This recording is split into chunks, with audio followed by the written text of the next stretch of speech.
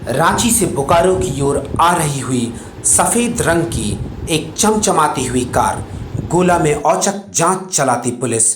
Car पर सवार बोकारो के डीएमएफटी विभाग का एक लिपिक और उसका एक साथी। जांच में मिली 51 लाख की नगद राशि और दी गई सफाई। नगद राशि की जब्ती आयकर विभाग द्वारा शुरू की गई तफ्तीश। इस तेजी से बदलते घटनाक्रम ने पूरे प्रकरण को रहस्य से भर दिया है। अलग अलग मुंह और अलग अलग बातें।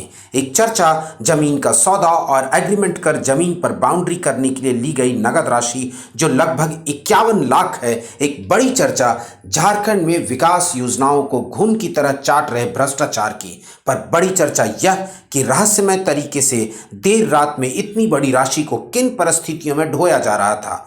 चर्चा यह भी कि यह राशि किसी बड़े अधिकारी को कमीशन के तौर पर दिया जाना था, लेकिन यह कमीशन किसने दिया और किस काम के एवज में दिया वह अभी रहस्य बना हुआ है। रांची में यह कमीशन की राशि किस खास अधिकारी के नाम पर लिपिक को थमाया गया था।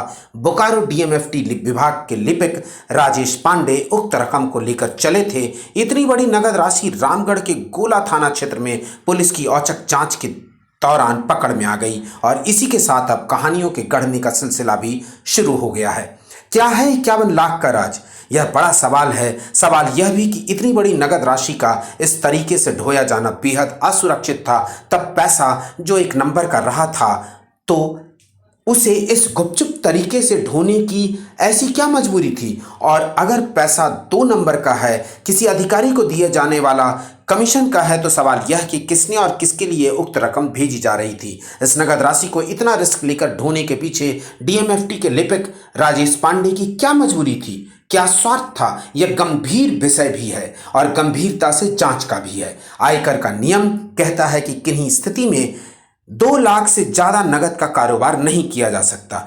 इससे ज्यादा की राशि का कारोबार वैधानिक तरीके से बैंक के माध्यम से किए जाने का प्रावधान है। फिर यह वैध रकम के लिए जा रहा था, तो क्या पैसा ढोने वाला और पैसा देने वाला इस नियम को नहीं जानता था? यह इस पूरे प्रकरण को पेचीदा बनाता है। वैसे जिस तरह की कहानी गढ़ी गई है, उससे यह संकेत मिलता है कि भले ही दुनिया स्वार्थी और मतलबी हो गई है, इस हालात में अब भी लोग ऐसे हैं जो दूसरों की सेवा करने के लिए कोई भी रिस्क लेने को तैयार होते हैं। और ऐसे लोग भी हैं जो जाति धर्म से ऊपर उठकर बेइंतहा विश्वास करते हैं और अपनी टेट से 51 लाख की भारी रकम बिना किसी गारंटी के सुलभ कर देते हैं। वैसे दूसरा संकेत यह भी है कि पकड़ी गई राशि कमीशन की राशि है जो किसी विकास योजना के एवज में भुगतान की गई थी। तो बड़ा सवाल यह है कि क्या विकास योजनाओं में जमकर कमीशन खोरी चल रही है? वैसे बोकारो में लोग चुटकी ले रहे हैं और मजाक के लहजे में यह कहते हैं डीएमएफटी मतलब 50-50। वैसे आयकर विभाग गोला थाना में पहुंचकर मामले की जांच में लगा हुआ है। रुपयों को मशीन से गिना गया है और कुल रकम 51 लाख आयकर विभाग के पास जब्त हो गए हैं। और इस मामले में बोकारो के डीएमएफटी विभाग का जो लिपिक अपने एक अन्य सहयोगी समेत रुपयों के साथ पकड़ा गया था, दोनों को छोड़ दिया गया है और उनसे रुपये की बाबत सफाई मांगी गई है। जैसा कि लिपिक राजेश पांडे ने बताया कि उन्होंने सासाराम की अपनी एक जमीन का सौदा किया था।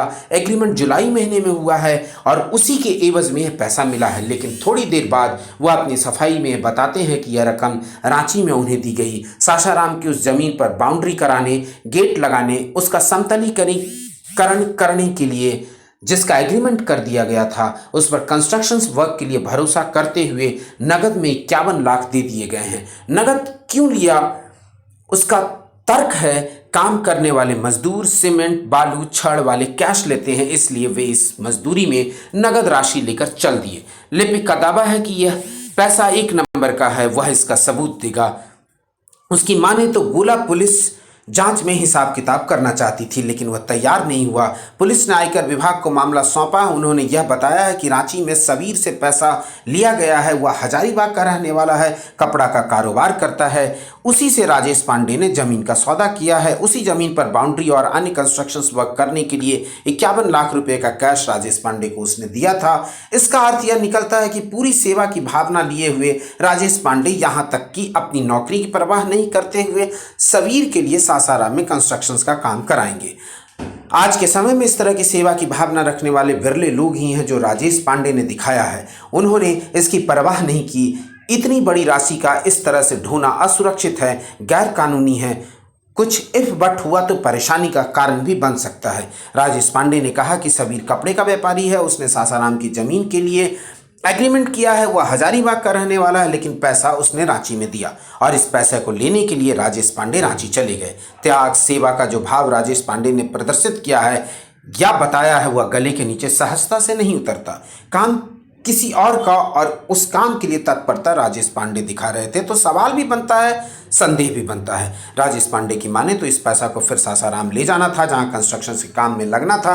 मतलब 51 लाख रुपए की जो राशि थी, उस राशि को एक बार फिर गैर कानूनी तरीके से और असुरक्षित तरीके से ढोकर ले जाना था। और यह गैर कानूनी और असुरक्षित तरीका भी राजेश पांडे इसलिए आजमाने को तैयार थे क्योंकि उनके अंदर दूसरों की सेवा का भाव उफन रहा था। बहरहाल सच क्या है, यह अभी लबादे में छुपा हुआ है। आवरण को हटाकर आयकर विभाग सच को सामने लाने की कवायद में लगा हुआ है, लेकिन एक बड़ा और गंभीर सवाल यह है कि क्या हेडक्वार्टर्स छोड़कर रांची जाने का राजेश पांडे ने विभागीय तौर से परमिशन लिया था? सरकारी सेवक ड्यूटी के बाद हो या फिर अवकाश का दिन हो, अगर हेडक्वार्टर्स छोड़ता है तो इसकी विधिवत जानकारी विभागीय प्रधान को देकर उनसे अनुमति लेता है। लेकिन राजेश पांडे ने इस निजी दौरे के लिए विभागीय प्रधान से कोई परमिशन नहीं लिया, ऐसी चर्चा है। बोकारो से उड़ान लाइव की एक्सक्लूसिव रिपोर्ट।